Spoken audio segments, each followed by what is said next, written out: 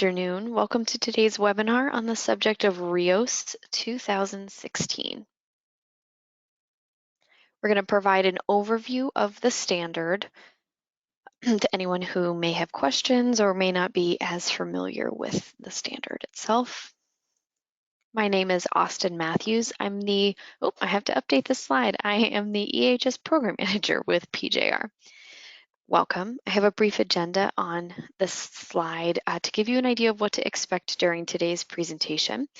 I will open by speaking very briefly about Perry Johnson registrars, who we are, what we do. We'll cover some of the benefits of certification to a standard such as Rios. We can touch on the transition expectations. We'll focus on the key changes in the standard, as well as getting into more detail, going clause by clause, the standard itself, providing that overview. We'll close with an overview or a summary of the registration process for anyone pursuing initial certification or certification for the first time.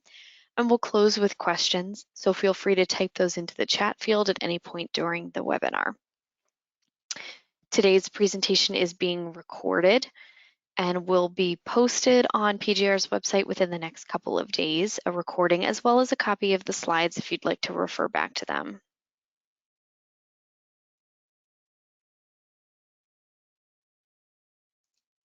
Perry Johnson Registrars is one of the leading registrars in the world. We have certified clients around the globe to a variety of standards. This is not an all-inclusive list, but certainly gives you an idea of our global presence.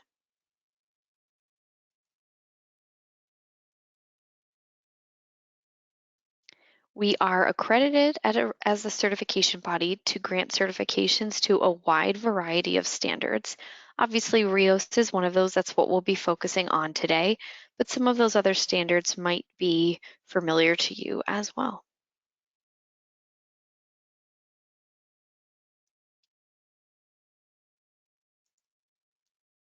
Benefits of certification to a standard such as Rios include the improvement of the organization's quality, environmental, health, and safety performance, and minimizing those quality, environmental, health, and safety, or QEH&S risks.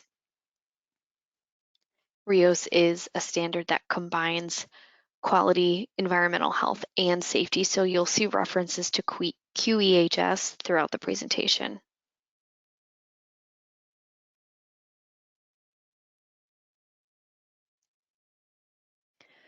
The standard also drives improvements to material sourcing and outsourcing controls, drives increased management commitment as well as employee engagement, provides a competitive advantage and/or improvements to public image, being able to advertise a certification held such as Rios. There could be potential financial benefits in addition to that competitive advantage we just discussed. In certain areas, certain insurance companies, for example, might offer a discounted rate for an organization who maintains a health and safety standard for their employees, for example.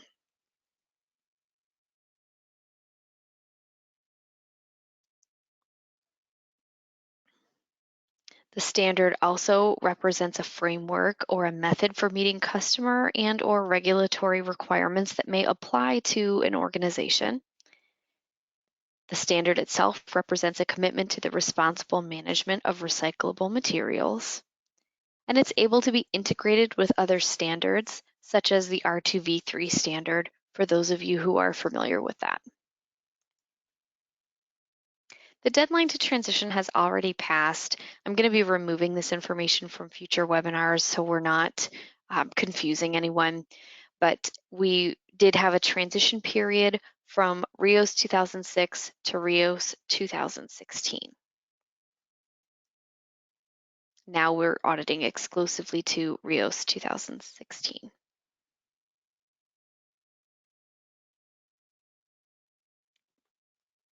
The standard was revised for a number of reasons. Again, since we're past that transition period, We're going to go ahead and skip this material, but it is available in the slides, and the standard was revised for similar reasons to most standards that are revised to maintain market relevance and include feedback and changes that had been recommended.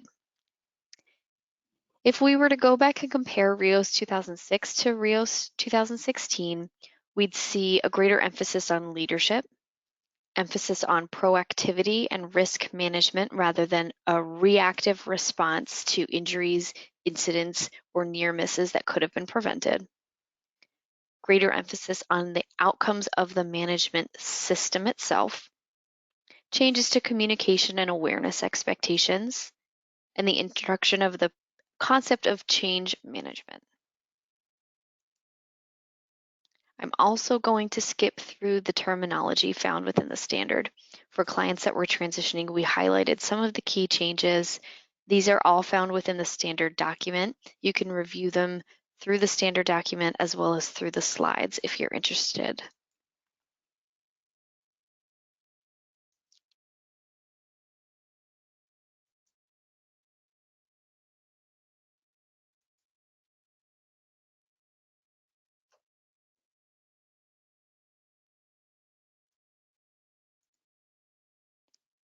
Just going through slowly so you can get familiar with some of the terminology you'll find within there.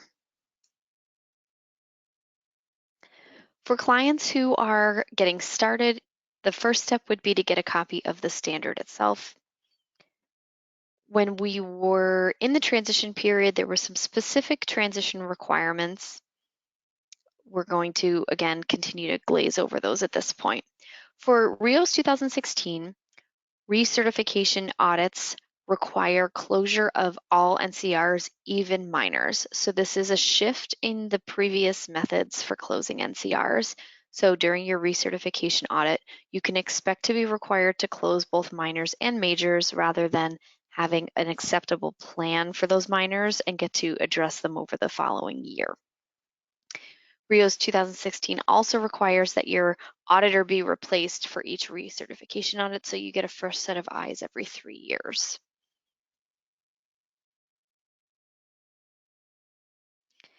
Rios membership is required to be maintained on an annual basis.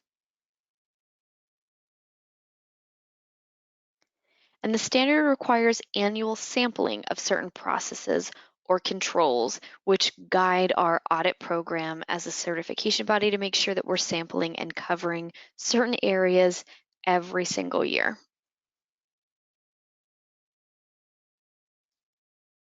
So these are part of the Rios certification program, the expectations that Rios and the standard holders have for certification bodies to implement those standards through our auditing processes.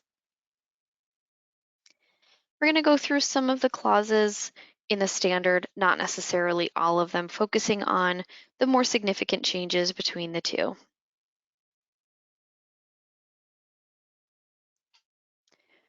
It's important to remember that notes within the standard provide guidance but are not auditable. So you can find those, for example, in footnotes. It's also important to ensure that the scope includes even those actions that might be performed by outside providers. If it's within the scope, if it's within the scope of the standard and the certification, we need to include them whether your organization does them specifically or if they are performed by an outside provider but still within scope. So an example of that might be utilizing a contractor. There's a new section called Rios Outcomes. This outlines implementation criteria, intended outcomes, and emphasizes that proactivity expectation that I mentioned earlier.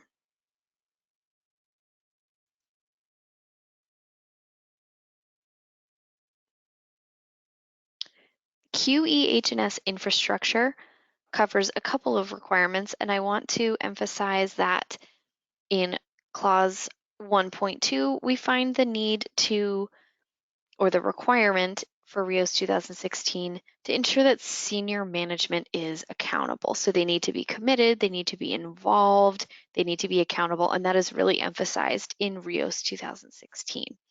So it's not enough to have them present at a meeting every now and again if they have no idea what's going on or what it takes to maintain the system and the status of the system. Then this will be an area that needs to be improved upon.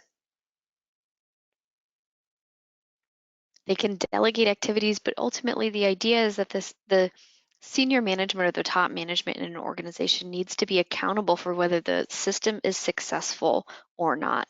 Sometimes that relates to allocating resources appropriately.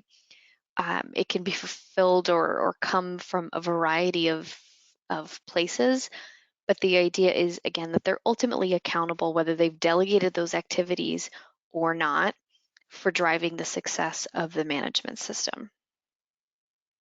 And that type of commitment really does, flow down to the rest of the organization. If they're involved, they're committed, that sets the tone for the organization.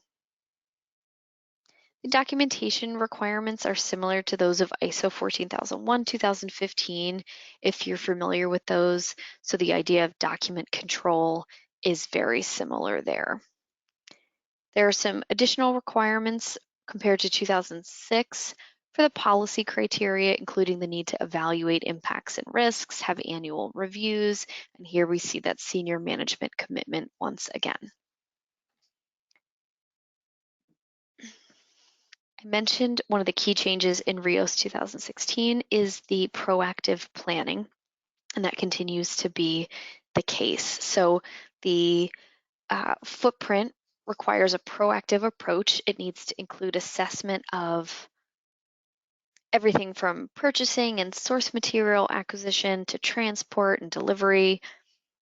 This is a cradle to grave type approach, and again, looking for ways to be proactive and identify issues to put controls in place before an incident occurs. This can also include positive attributes. It doesn't have to only address negative impacts. If your organization has the potential to have a positive impact on the environment or on their employees, for example, that can be included in the Rios footprint as well. The footprint needs to be kept up to date, reviewed for changes, and assessed prior to making changes that could impact the QEHS management system. That means, again, being proactive rather than making a change and reacting to the way it impacts the system or the employees. You're assessing those possibilities before the change is implemented to have the controls in place and ready to go. There are subsections within Clause 3 for quality risks, things like theft, ineffective training, losing key personnel. There are equivalent sections for environmental and health and safety as well. So not only do you need to identify what those requirements are, you also need to identify how they will be rated. 3.1.4 covers legal requirements. This might even include things like product requirements, and the controls implemented or identified need to be documented. 3.1.5 again is another new section compared to Rios 2006. It includes requirements for documenting the methodologies for monitoring within the management system. This might relate to the products themselves, customer requirements, outsourced activities, source controls, could cover a variety of subjects. And this also requires verification and records of conformity to be able to demonstrate that those were implemented and met. Other stakeholder requirements. This is a new section, very similar, but this one focuses on the identification of stakeholders and what their respective requirements might be, because those requirements become requirements of the organization's management system. Again, we're looking for controls to be implemented to match those requirements or meet those requirements. It should be reviewed annually, and I encourage you to get familiar with some of the terminology within the standard, in this case, stakeholders, to ensure that you're including all of the applicable stakeholders when you apply this requirement. Some examples might include the owners of the organization, the landlords if the facility is being leased, any requirements that the insurance companies might have, We could think of a whole host of stakeholders for a given organization, although they do vary. There are requirements for improvement planning, including establishing goals, identifying inputs or items to be considered when setting those goals, having a plan for how the goals will be achieved. It's really important to not just set an objective, but identify how the objective will be met. How will you achieve the goal? How will you know whether or not you have achieved it? What resources are required to achieve it? Things like that.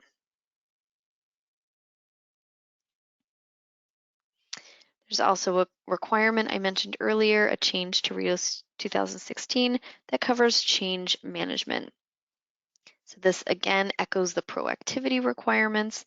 This is where prior to making a change, we are assessing the impact the potential change could have on the management system, including the footprint, to have operational controls identified and ready to implement rather than reacting to incidents that occur without that prior planning.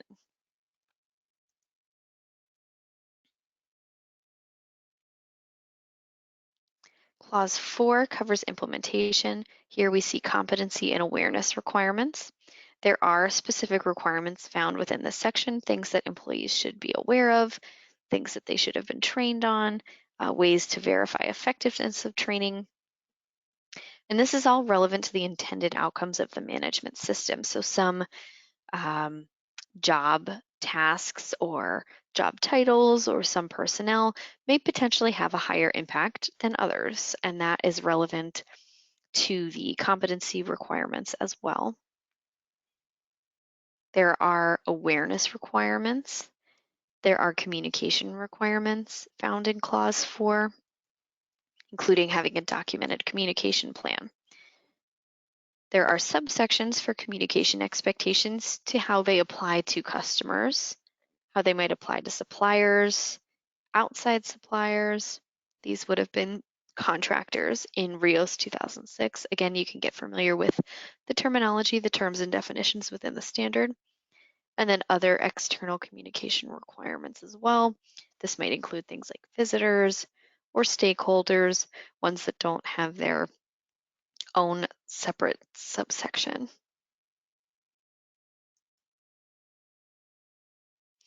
Clause 4 also houses the operational control expectations, how we control source materials, how we control outsourcing. There's a new section here for quality controls. And this includes the need to document specific requirements, any work instructions, how are you controlling for the quality? And then there are equivalent subsections for environmental and health and safety as well. Again, how those controls are documented, what they are, what is their purpose, what are they trying to minimize, what are they addressing? 4.7 covers emergency preparedness. There are no significant changes compared to Rios 2006 in this section. You'll need to communicate the emergency preparedness controls and plans. Per the communication requirements, you'll need to identify per 4.7 what those emergency situations might look like and how the organization plans to react to them. Clause 5 covers checking and corrective actions. This includes what expectations there are for monitoring. There are a number of expectations discussed here. Again, I don't have the verbiage of the standard. This was intended to highlight the changes in 2006 to 2017. So when I say there are additional items, I'm saying that the 2016 version of the standard added some criteria or requirements to what was already there. And this is to be identified or documented within the expectations for monitoring and measurement within the management system. There are additional items that require monitoring in Rios 2016. There's also a requirement to annually evaluate those legal and other requirements for compliance to those requirements. What are the requirements? You should already have identified that. And then also whether or not you're meeting those requirements. Are the controls you have in place effective in meeting those requirements, or do changes perhaps need to be made? There's also additional verbiage in Rios 2016 about who would be considered competent to conduct that annual compliance evaluation. So check that section out as well to see if you need to make any changes to your current process. There's a subsection for maintenance and calibration of the equipment utilized for monitoring. There needs to be documentation of those requirements and action taken if items or monitoring devices are found to be out of tolerance. The outputs of the monitoring and measuring need to be inputs to the management review, meaning the outputs, the findings, the results need to be discussed during management review, and if any changes need to be made, those should be identified accordingly. 5.2 focuses on the non-conformances, the idea of corrective or preventive actions, including incident investigations. So 5.2.2 is new to Rios 2016 and focuses on EHS incidents. All incidents require investigation. And when I say the word incident, you'll want to get familiar with that term because it does include near misses. I've seen a lot of organizations not consider near misses an incident since no one was hurt or nothing was damaged, but certainly it's bringing to your attention the potential. It is considered an incident, and to not investigate that would not align with the call for proactivity that is found throughout Rios 2016. Rios 2016 also requires review of the previous NCRs for 2 audit cycles. That means instead of looking at last year's previous NCRs as we would per our normal process, we're actually going to look at the previous year as well as the year before that. So 2 years worth of previous NCRs to really emphasize the effectiveness of the controls, the corrections, the corrective actions implemented to resolve those NCRs. Sometimes it takes more than a year to really test out a change and see if it will prevent recurrence of an NCR. So this again is a change in Rios 2016.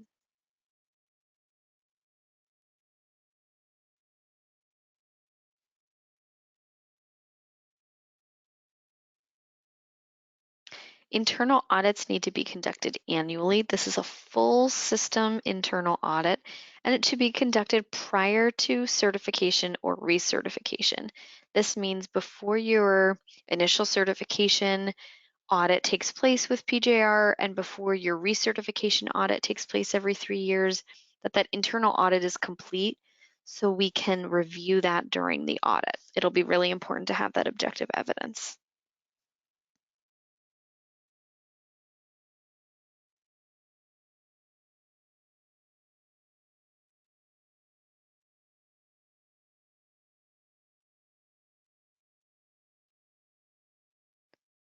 The management review is covered in Clause 6, and it provides requirements for the inputs and outputs for those management review meetings. And when we compare Rios 2006 to Rios 2016, we see some clarification of the requirements, not necessarily new requirements, but some revision to the verbiage utilized.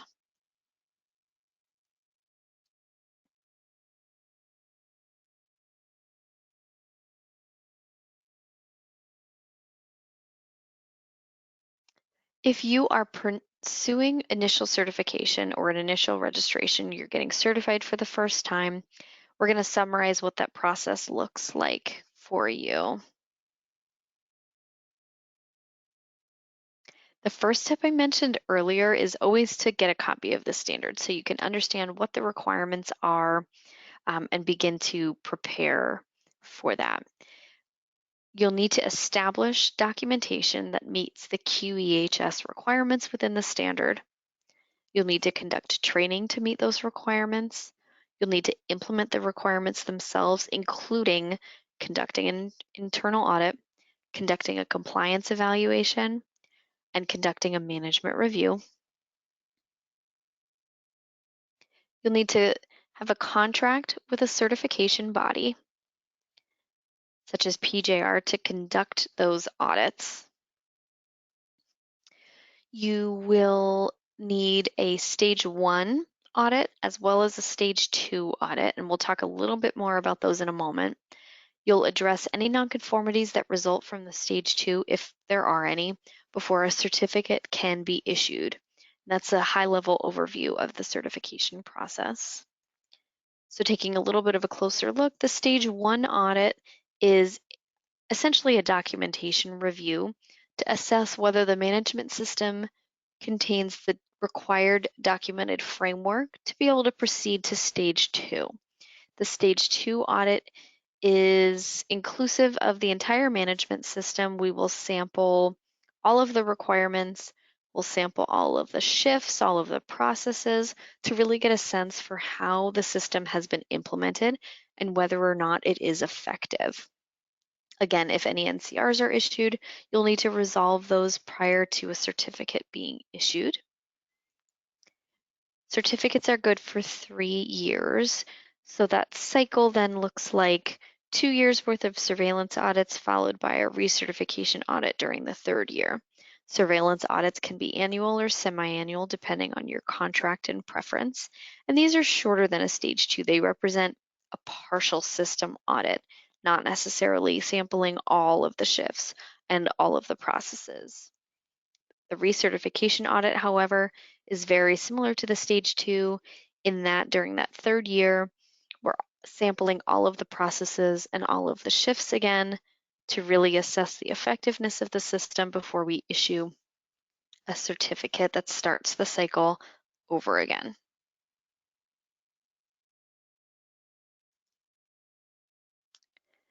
That's a high-level summary of the Rios 2016 standard, as well as the certification process for anyone pursuing certification for the first time. If you have any questions and you haven't already typed them, please go ahead and do so, and I will see if there are any. In the meantime, I want to put my contact information up. Again, I apologize for the outdated content. I am now the EHS Program Manager. You can contact me by phone or email if you have technical questions about the Rios standard. And if you are a new client looking for a quote or to begin the process of contracting with a CB, I've also included the sales department number. Let's see if we have any questions.